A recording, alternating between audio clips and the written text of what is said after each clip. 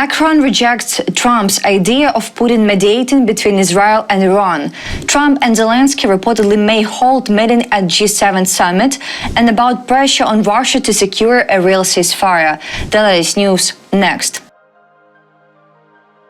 French President Emmanuel Macron has rejected the idea proposed by US President Donald Trump that the war criminal and Russian dictator Vladimir Putin should be involved in mediation efforts between Israel and Iran, reported by Reuters citing Macron. Macron stated during his visit to Greenland that Russia lacks the credibility for such mediation efforts. I do not believe that Russia, which is now engaged in a high-intensity conflict, war against Ukraine, and has decided not to respect the UN Charter for several years now, can be a mediator.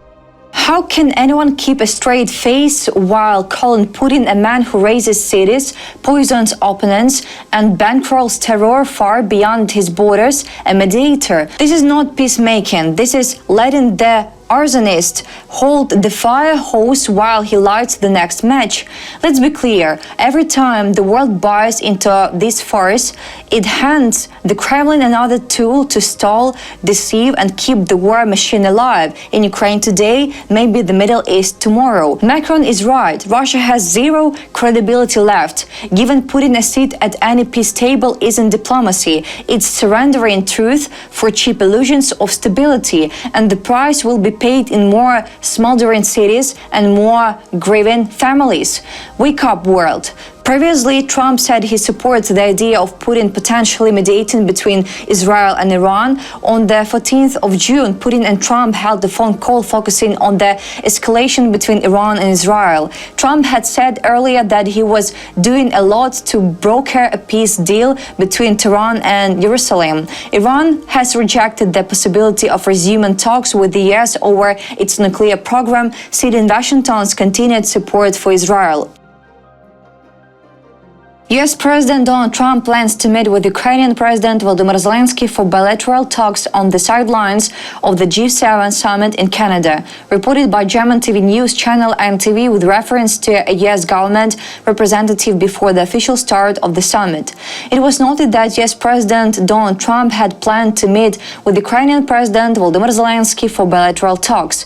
Zelenskyy is expected to attend the summit as a guest on Tuesday, the 17th of June. The White House also reported that Trump was scheduled to hold bilateral talks with Mexican President Claudia Sheinbaum. Trump and Zelenskyy last met face-to-face in late April on the sidelines of the funeral of the late Pope Francis in the Vatican. Trump needs to wake up and fast. Ukraine is fighting for its very survival, while Russia speeds on every diplomatic effort and uses fake peace talks as cover for new waves of terror.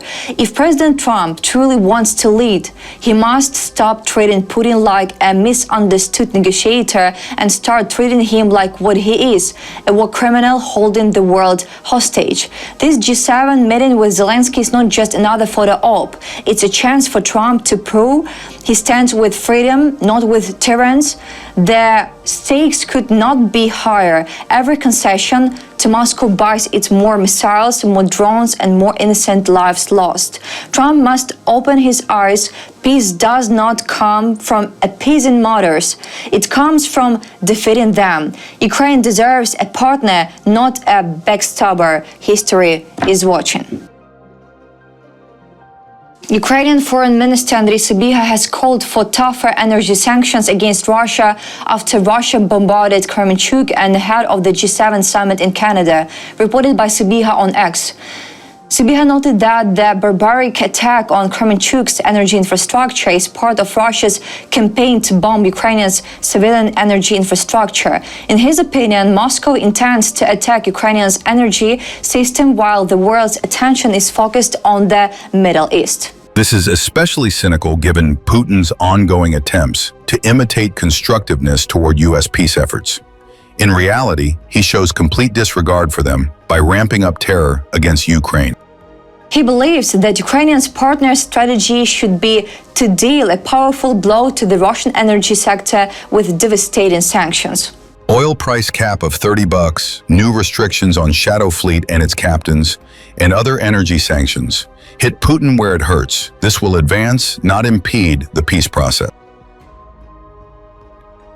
More pressure must be exerted on Russia to achieve a ceasefire in Ukraine, and the G7 countries need to strengthen sanctions to help make that happen, Reuters reports, citing European Commission President Ursula von der Leyen. Leaders of the world's biggest democracies are meeting in Canada, aiming to keep US President Donald Trump focused on the war in Ukraine despite renewed hostilities between Israel and Iran. Europe is preparing a new sanctions package against Russia, but has so far failed to convince Trump, who has been reluctant to impose further restrictions. Trump has said he doesn't want sanctions to get in the way of negotiating a ceasefire with Vladimir Putin. We must put more pressure on Russia to secure a real ceasefire, to bring Russia to the negotiating table and to end this war. Sanctions are critical to that end, von der Leyen said at a press conference. The European Commission President added that last week the European Community proposed an 18th package of sanctions.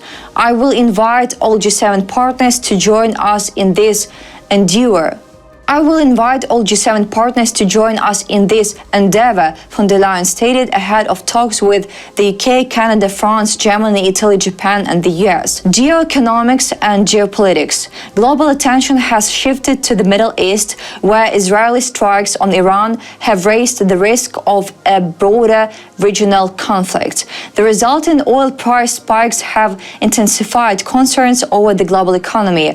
Von der Leyen noted that the G7 summit would be shaped by both geoeconomic and geopolitical dynamics. She said that during discussions with Trump, they agreed that like-minded countries must ensure market stability, especially in energy. We will also stay very vigilant on what the implications for the international energy markets are concerned, the European Commission President said. Regarding trade talks with the Trump administration, von der Leyen expressed preference for a negotiated solution before the July 9th deadline, though the Europe is preparing retaliatory steps in case no deal is reached. On economic strategy, she emphasized that Europe will advocate for stable, predictable trade among partners. Our focus must be on a G7 response to harmful trade practices that aim to undermine our economies.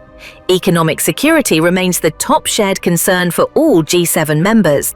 Israel-Iran war. Von der Leyen affirmed Israel's right to self-defense while emphasizing that a diplomatic solution remains the best long-term option for addressing Iran's nuclear program. Iran is the principal source of regional instability, and we have always been very clear, Iran can never have a nuclear weapon, the European Commission President said.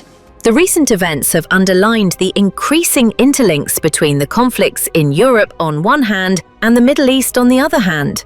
The same type of Iranian-designed and made drones and ballistic missiles are indiscriminately hitting cities in Ukraine and in Israel.